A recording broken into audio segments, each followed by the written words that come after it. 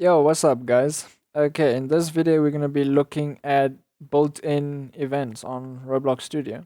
So, essentially, what we're going to be going over is when a player touches a block, or if a player does something, something needs to happen in the game, right?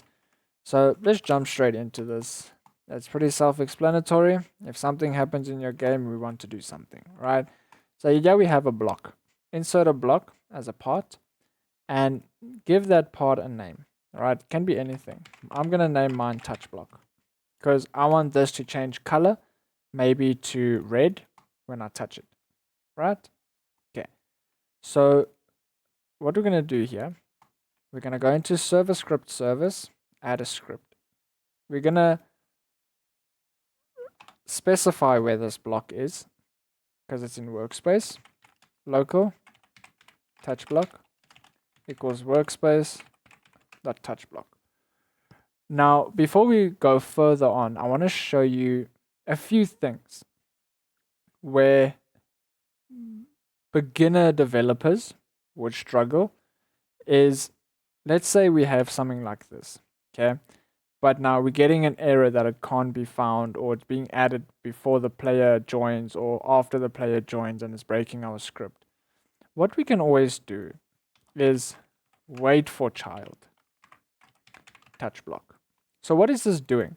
It's saying, right, the touch block is in workspace, but we need to wait for it before we can find it. So we're going to wait for a bit and find it. Now, if it can't find it at all, and there is nothing like this, it's going to wait forever. Okay, it won't run again, it'll just keep waiting. So this is something very useful. Then you also have find first child. Okay, it's gonna, let's say you have 60 blocks named plot. Okay, this here, it's gonna find the first block named plot, and it's gonna stop right there. It's gonna take that one. Okay, that's find first child. So essentially, what I'm saying is, let's say we have a folder here with touch blocks like this. Right, we have a lot of touch blocks there. Now, find first child, what it's gonna do is, it's gonna say, oh, okay, so it's in the workspace dot folder. So it's in the workspace in a folder, then find first child touch block. So it's going to say, okay, go into the workspace, go into the folder, touch block. There it is. Then it's going to ignore all of these ones here. That's find first child. Now, wait for child is similar. It's going to do the same thing. Okay. Then you have find first ancestor, first descendant, child of class, first child, which is a, and then ancestor of class, which is a, find first child, that's deprecated. And these are all the things you can use. Okay. And the nice thing about Roblox is they give you a nice little description, and also you can open documentation on that. So this find first descendant returns the first descendant found in the given instance.name. Okay. So it will come here and return it. Okay. But for now, we're not going to be doing this. So we're just going to remove this and push this back up, delete the folder. Okay. So .touch block. Now, if we do touch block dot, okay, so in here we can change the parent, C-frame, name, material, brick color, can collide, position, mass, size, and you get it, right?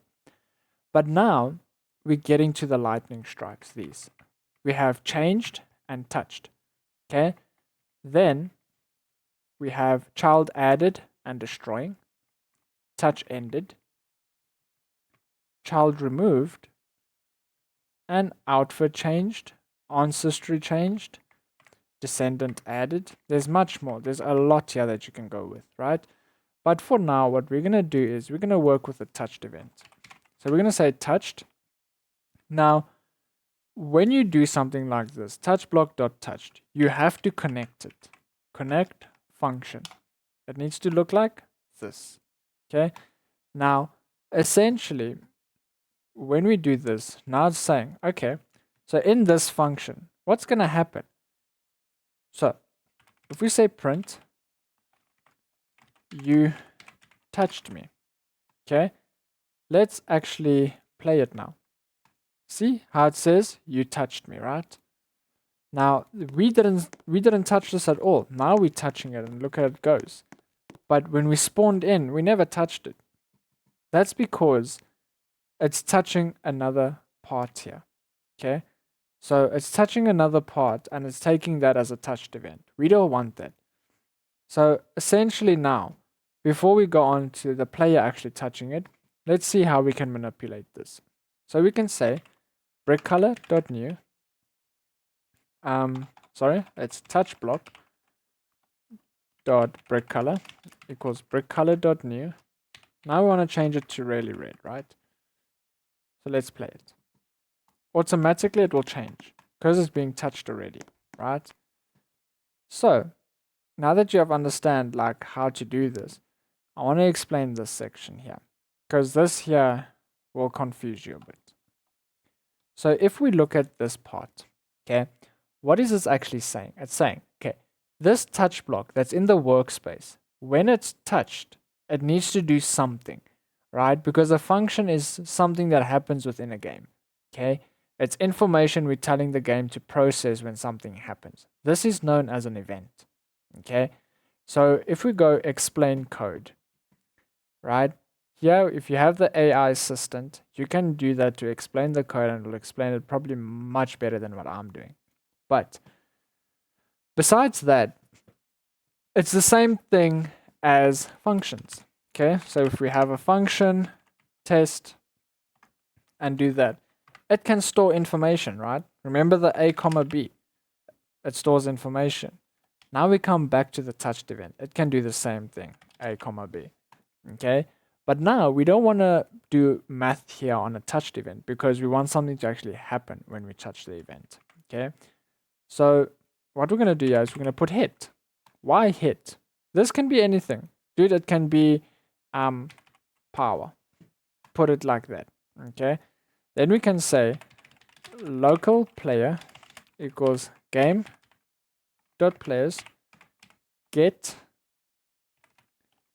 player from character power.parent. Okay, this, yes, was a big jump, I understand. Okay, so for now, we're just going to change this to hit as many developers use that. So what is happening here? What is this? Okay, so if we just toggle this off on a comment, so we can look at this mainly. So what is happening? Now we're saying, okay, once this part is touched, it needs to get a player. And how do we get that player? We're getting the player from the hit. So, for example, if I come into here, toolbox, let's get a dummy, right? Now, once we have this dummy, let's say he walks, okay? He walks and he touches it. What's going to happen now is when he touches it, because he's the hit, he's the one who touched it. It's going to go in and see, okay, wait, is there a character here? And yes, there is, which is a humanoid. Okay. Now, I'm referencing humanoid purely because in a player like you, if you joined a game, you would have an actual character. This here I'm referencing as a character. Okay. Let's just change that as a character. Okay. So now when he touches it, it's going to go look in for a character. So it's going to get the player from character. And where is it going to find this character? From the hit.parent. Now, what is the hit.parent? So he hits it. Who was the one who hit it? Was the dummy. Right? Sorry for that. So what we're going to do now is if we look at this, we're going to say print player.name. Right? Because let's say we touched it. Okay. Now look how it renders this. Player.name. Okay. It's not recognizing us. Okay. So what we're going to do here is we're going to do print hit.parent.name. Right? Because why? This here is the what's touching it. So now we have the workspace touch this block. If we touch it, 𝕃𝔼𝔸ℝ is touching it. Because why? He's the parent of who's touching it. This is me, right? And it will keep touching, keep touching, keep touching. And then eventually my sword touched it. You see, and it will print everything that touched this block. But now we don't want this to print. We only want this to work if it's me touching it. So how do we actually do that? Now, because we already have this, we have the player, and we got the getPlayer from character function here already, or event, and it's getting it from hit.parent. So now what we want to say, if, now here comes the if statements, right? So essentially my series are built off from the basics to now. So if you didn't watch the previous video of if statements, this video here you will get very confused because I explain it in steps where we build up systems, okay?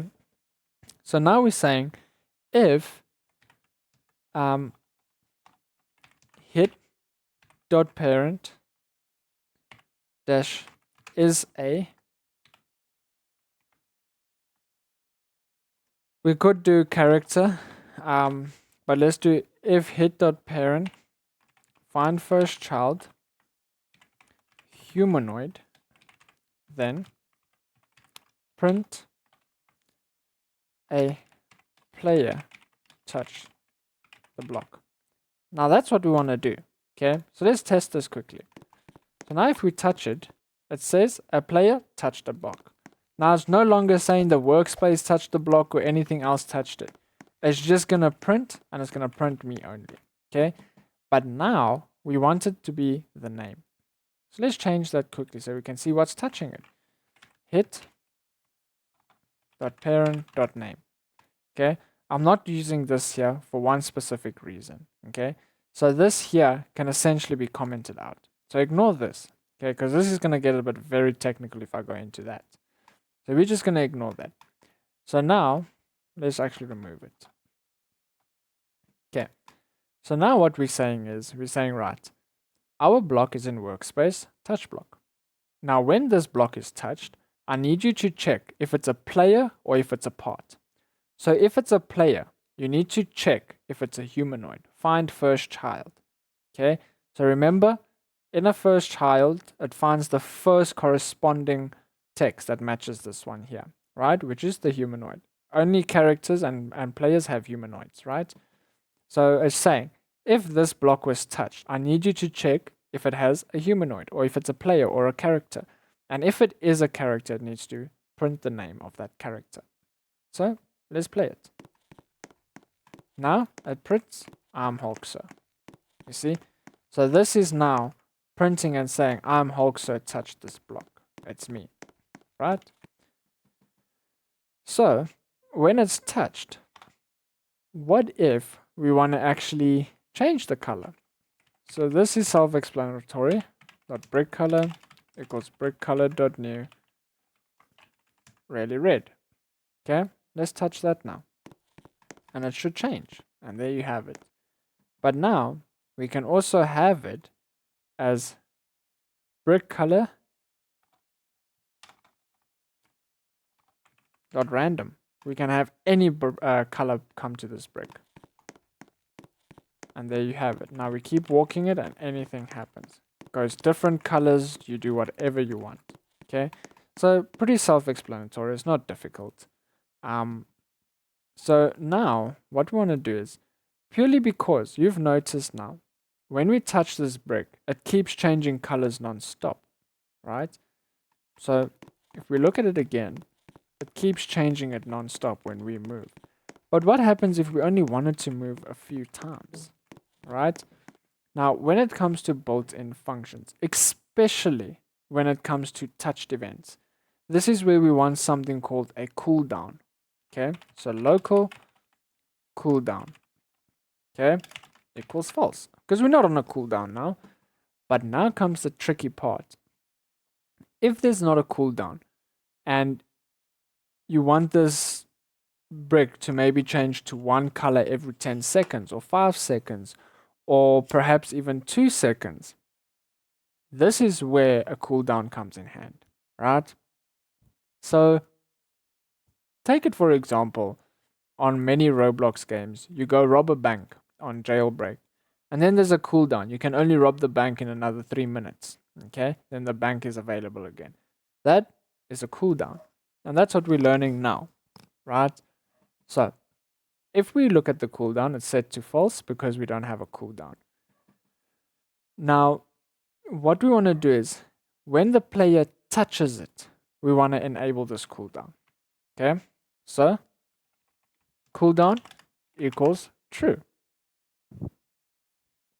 So while it's true, it's now checking. Okay, so the cooldown is true, but what do we want to do now? So when it's true, we want to say while true do.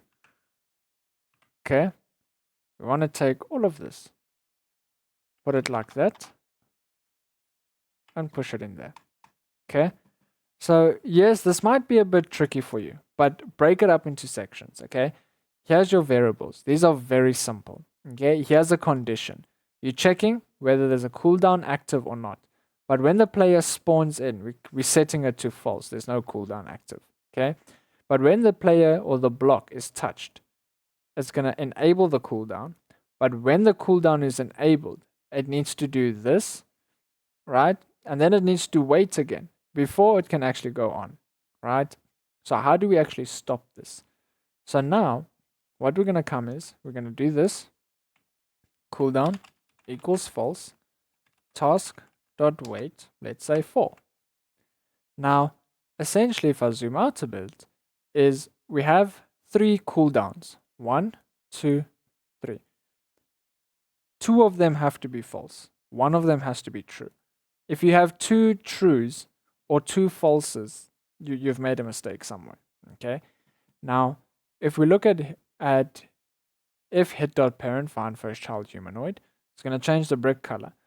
Here comes the problem. If you don't put a task.wait, this thing here is going to destroy you. Okay, it's going to crash your entire studio. So please, before you press play, make sure you add a wait. Okay, so let's test this.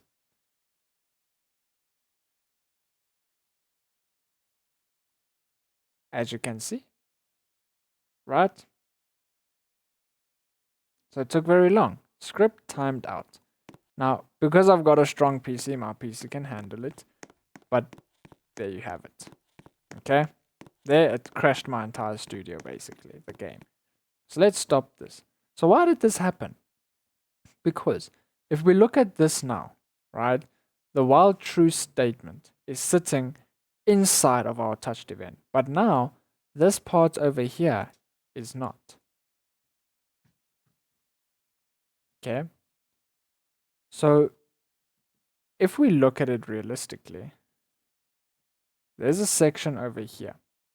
The cooldown equals false. Task.wait 4. Okay. So notice all of these here. Not running script because past shutdown deadline. Right? Okay. What we want to do is we want to take this. We want to go out and we want to put it here. Why are we putting it here? Because this is in the while true do loop. Okay. So now we play it. It should work. So if we touch it, you see, it still works. But now comes the problem, is we want to make sure that it stops. Okay, so we're going to do task.wait, cooldown, false. We swap them around. So let's check that now quickly. So you see, that also. So now comes debugging. Okay, we take this cooldown, we move it out, and we push it into there. Okay, why did we do that? Purely because if we take this now, we take it, we put a 0.1. We take this task.wait, we put it here, and we want to wait 5 seconds before it does something again. Now let's test it. You see? Now it's even faster.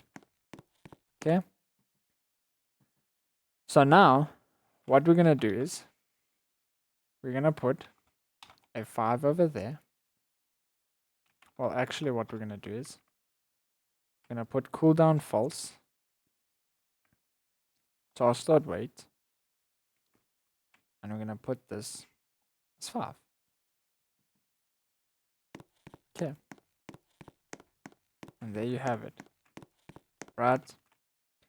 But now, let's try and slow this thing down. So, because this over here is the first hit function, but here's the while true do loop, right? Initially, cooldown equals false, okay? Then, task dot wait, and then task dot wait 10, right? So, if we play it here, still the same, but now, look how it keeps changing. And it will keep changing until I'm off. Right? Okay. So now what we want to do is, the reason it's doing that is if we remove these, let's remove it completely. And we take this cooldown, right? And we move it down a bit. So let's keep it there. But now it's coming to where we need to put it over here. So cooldown equals false. Then we go out of this end. Task dot wait 10. Okay. Let's see it now. And there you have it. You see? Now it stopped completely. It doesn't do it. Touch it again and it changes. Touch it again, changes and it stops. Right? We touch it again, it stops. Okay, it keeps going a bit. Keeps going a bit. Keeps going a bit. Keeps going a bit. You see that? So, now to fix that is when I say while cooldown equals true, do this. Okay? Now, I want to do that. So notice how it doesn't change now.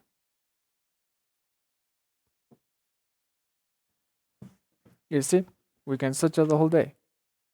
It won't change. Because why? The cooldown is now set to false, right? I know I took a very long approach to this, but I wanted to show you what happens when you don't understand how to debug your scripts, okay? Learning the code and what it does. That's what I'm trying to teach you here. So when you touch it again, it changes and it stops again, okay? Then stops again. And we'll keep doing that, right? So that's how you use cooldowns with events, if statements, touched events, and while true do loops. Okay. In the next video, we'll be walking through a deeper look at true loops and while loops, and also a deeper look at for loops, because now we're going to actually start pushing what we've learned so far in our series and actually start building things, right? So in the next video, we're going to be learning how to get the player's character and how to actually get a player and do stuff for the player. Okay. So hopefully this video was easy to understand, though I took a long approach to explaining this, I understand. But if you do get confused, just rewatch the video or drop a comment below and I can assist you. Or if you want, you're more than welcome to join my Discord server and I can see if I can help you there. But again, you've made it so far already. There's no point in giving up now. You've invested so much time into it. So keep that grinding. Improvement starts by you. You can watch all the videos you want and still know nothing if you don't want to. So practice, practice, practice. Okay. But until the next video, guys, I'll see you then. Bye-bye.